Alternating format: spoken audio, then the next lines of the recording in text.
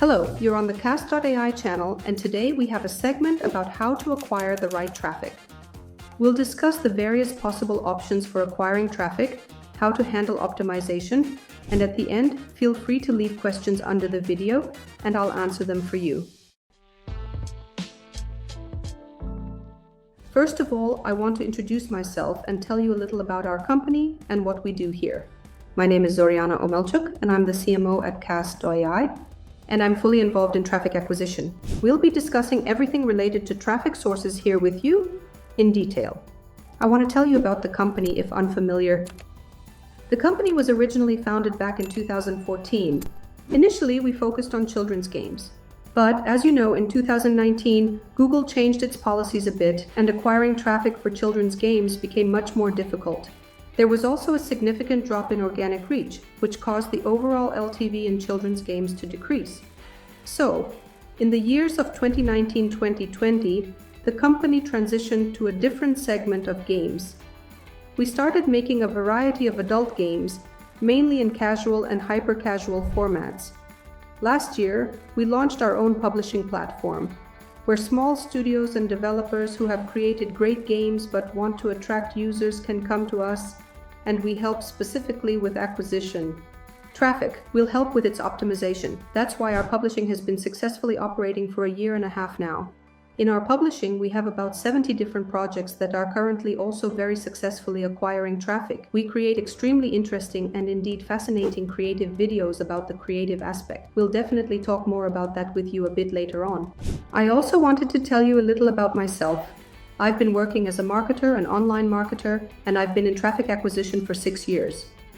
Overall, I've definitely been in the gaming industry for 9 whole years, so I think I can share some interesting facts with you.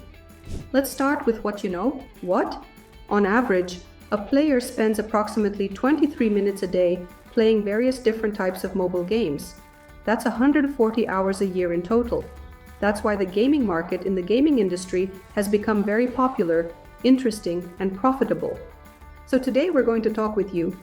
What do you need to do and where should you go? When you're a young developer in the early stages of your career and you already have your own budding studio and you have a promising project or projects that you are eager to scale and you are wondering what to prioritize, what should you focus on? Our portfolio, which is primarily composed of both casual and hyper-casual games, will be the main focus of our discussion today. We will delve into the various metrics that significantly impact user acquisition and assist in enhancing acquisition strategies within this specific gaming segment. Games. As you can see from this slide, we have certain key game parameters that you need to pay attention to, and they determine how successful and important your game will be, how much it can bring in terms of acquisition, and crucially, whether it can be acquired at all. Ultimately, in terms of overall success and profitability, you need to comprehend how much time a player spends in the game, in total, how many minutes they play on average, how many sessions they have in the game, and what the retention rate is.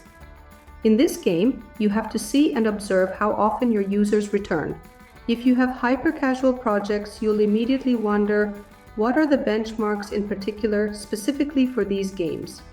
What should we base our approach on to make this game more popular in a way that ultimately gets it into acquisition and successfully to make it interesting for users?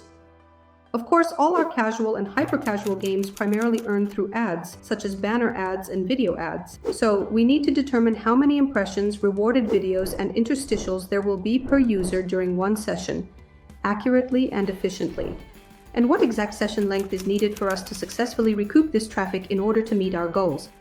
As a rule, generally speaking, whenever we talk about hyper-casual games, day 1 retention as reported according to MMP.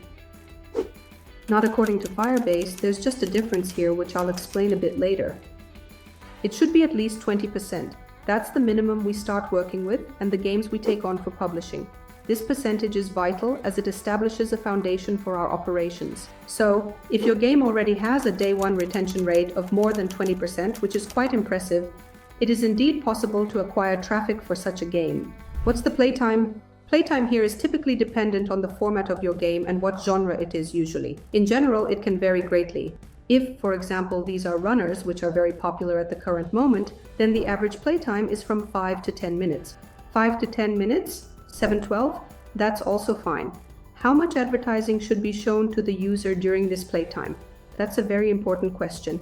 If your game has rewarded videos, we count them together with interstitials. For one user per session, the number of interstitials and rewards should generally be higher in a session. 5-6. In our analysis, we have determined that the optimal number of rewarded and interstitial ads, which are shown per session per user, is approximately around 6 to 7 ad impressions. Then such a game will pay off.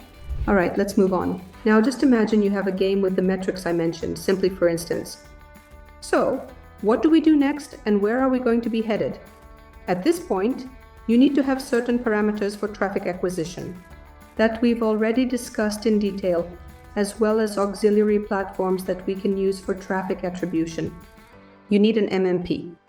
We have several MMPs on the market, which you can see on your screen right now. They are very popular. They have different pricing policies. Among the most common ones, which are known as AppsFlyer, Adjust, Singular, and Tenjin, are... In our acquisition, we use Tenjin. We're very comfortable working with it. We've been working with them for several years, so we use this MMP company.